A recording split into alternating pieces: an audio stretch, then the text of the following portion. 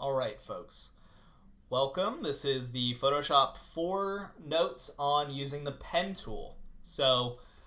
This is continuing what we learned about using selections to make masks. Now we are at the final boss of making selections, the pen tool. So the pen tool is the tool that I mentioned, similar to the polygonal lasso tool that I mentioned in the last lecture. It's a series of connected points, but this time, instead of it just being straight lines, with pen tool paths, you can create very complex curved and straight lines to create a selection or a path, which you can make into a selection. So the pen tool create a sequence of connected anchor points and then creating a complete path when connected to the starting point. So you gotta go all the way back around to where you started to complete a path. Paths then can be converted to a selection, which we are familiar with, how selections are used to make masks from our last lecture. So you can see here, when it comes to creating anchor points, there's two different ways to place your anchor points, either by clicking only, and that will create a sharp point in your path. It creates no smoothing between the anchor points, whereas if you click and hold and drag the mouse, you'll be able to create small curvatures with the little curves, the rubber bands, as I call them, that are coming off of the point. So let's take a look at how that would work. So here is our topic for today. You're going to be getting the gentleman and his large sword. You don't need to worry about all of the plumes of mist and such that are coming off of him. In some aspects, it happens, dude. In some aspects, the smoke, is crossing his body. It's fine. Don't worry about that. But in any of these instances, like where all this smoke is billowing off of him, if it's not on his general form, then you can skip it. So we just want the sword for this. You don't need to get all of this trailing, spinning black smoke. So anyway, I'll be demoing what the outline will look like later. So with the pen tool though, I'm going to go ahead and zoom in. Okay. And so if I'm making a pen tool path, you'll see that if I click and place points, it's just making straight lines. Right? And then if I were to click a point and then if I click and drag, you can see I'm making these little, like I said, I call them rubber bands. These little these keep tension on the line to sort of help you create these gentle curves.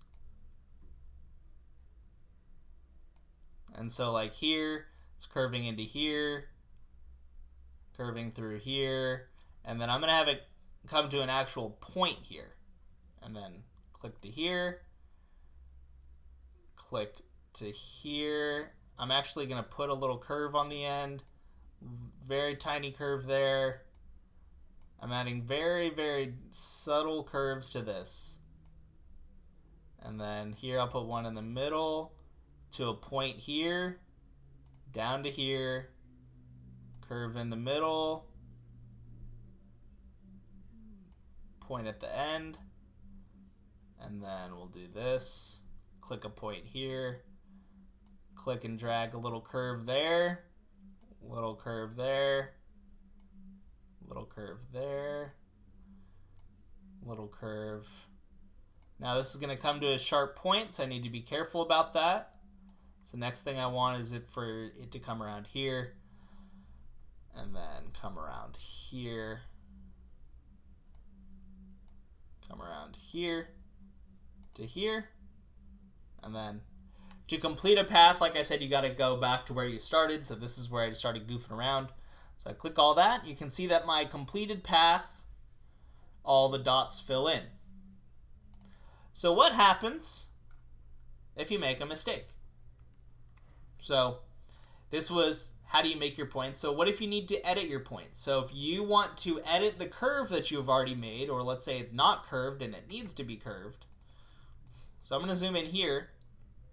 See, this part's kind of messed up a little bit. So I'm on my pen tool. I'm going to hold Alt And you'll see that I can change my curvature on this now, and I'll just tweak my curvature. So there's a little bit of curve going through there. I'm going to redo this curve just in case. And then now we have this curving around the edge of the finger here. I'll fix this curvature.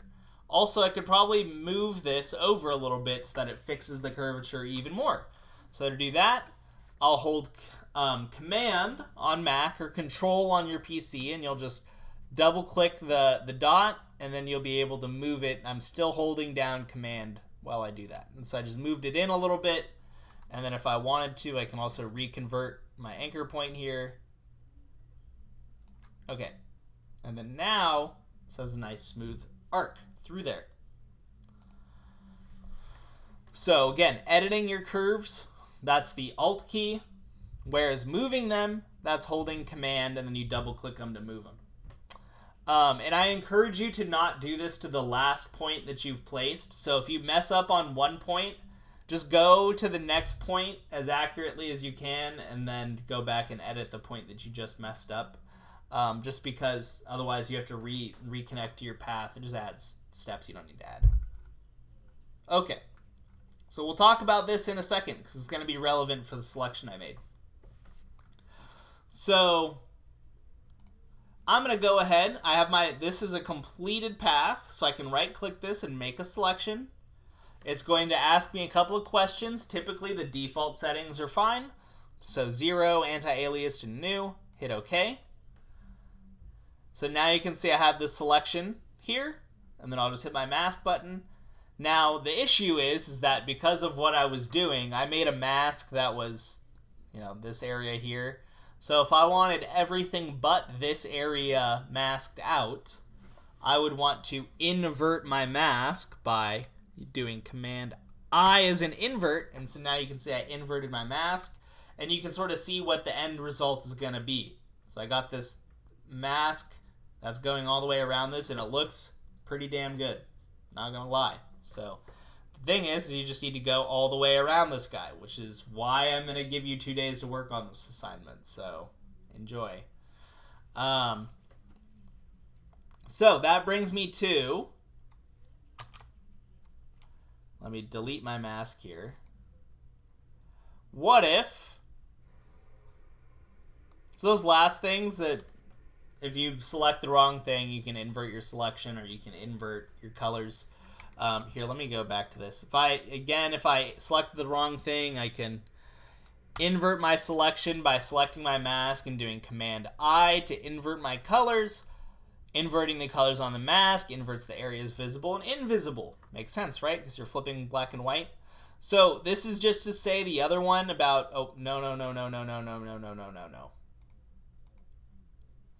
If you were making a selection from your path, let's say, if I go back a step or two, so I have this selection here. If I Command Shift I can invert my selection to everything but that area and make my mask, and then now, there we go. So that's the only reason those two things are on the notes here. Just sort of like final tips for masking, just FYIs type stuff. Okay. What if, and this is going to come up because I just mentioned, you have 2 days to work on this. So let me go ahead and zoom in on this area again. And I'm going to start making a path. Cool, I'm here, and then we go here, and then we go here. Oh, it's going to be a really bad one. See, this is why you got to be careful about where you're putting your points. Bring this to here. Bring this around here. Bring this around here. This to there. And this to here. And this to here. And this to here. And this to here. This to here. Okay, so now I've placed this point. I know I'm on the edge of this part of the blade, and I'm mentioning that because it's wise to have a known, like, this is where I'm going to find my point. This is where my end point is. So I'm done for the day, let's say. So this is how much of my path I've got done, and assume that I've gone all the way down and, you know, up through his leg and stuff. This is as far as I got for today. Okay, great. No worries. So, oh, whoops, I just placed a point. So I'm going to go ahead and do File, Save As.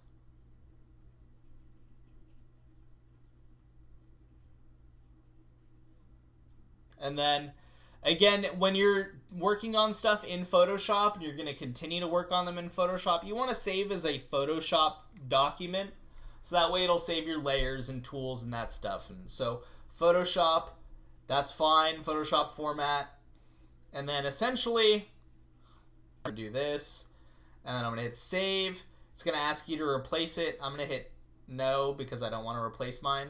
But then, if I go open up my Viego mask demo from earlier, basically I'm on my pen tool. I'll just need to click on my Paths tab here and select my work path, and it'll show me, oh, whoops, that's right, I already had this already done here. Okay, this didn't work that well for what I was trying to show. Come back to this in a second.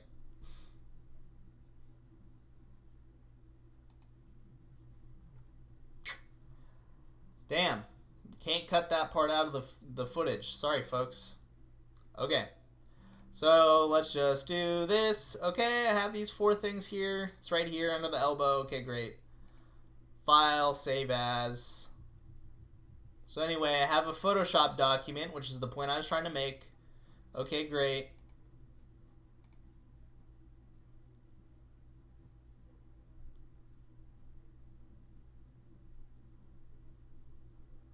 Okay, cool. I'm going to open my Viego mask PSD. And so again, I am in my work path mode. I'll select my work path. And then you just have to hover your mouse over the last point you made. You'll see that your cursor gets like a little anchor point with 2 lines connecting to it from the side, which is basically saying you're picking up your path from that anchor point, and then you'll be able to make more points again. So again, that's really the only thing that changes when you close and reopen a file and you don't have the path like completely done. You just have to make sure you go select it from the Paths tab and then go back to your layers and go about your business like normal. So that's the only tricky thing. Again, you open it up, you go click on the work path, go find where your work path is in the space, pick it up, and then just keep going. And so finally, what does the finished result look like? More or less, this is the general gist of what you're going to have. This part will be completed. I don't know why this got cut off per se like that, but you can see here, get the hands, just the general shape of the blade. You don't need to worry about the smoke that's whirling off of it. Just the sharp part of the blade's fine. Up here with the hair, I'm pretty forgiving. Just get the hair and then the 3 parts of his crown. Don't worry about trying to keep the little surset in there. And then more or less, just figure it out where the end of the smoke begins and the edge of this ends, basically. But it's the character in his armor, no smoke, just going around him. Don't forget there's a little gap in here too that'll get left behind too. So that's the assignment. That's masking using the pen tool. So most of it is just taking the time, folks, to be very, very meticulous in your placement of your pen tool anchor points. And just, you don't need to, this looks like a big curve where I could just go like, whee! But then it's not going to work as well over here, right? If I'm trying to get this shape to do this immediately. So, don't use a ton of points. This is one thing that I'll point out. A lot of people like to do this, and they just click lots of points. When you make your mask, at the end, it will be really, really obvious. So like if I do this,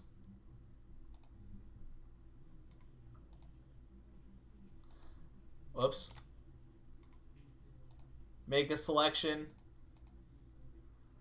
and mask it, you'll see that this looks really jagged along the edge. So just don't do that.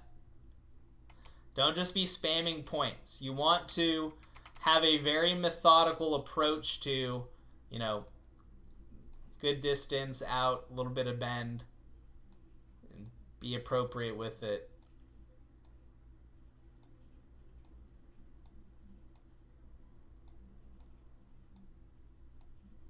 All right, so that's it.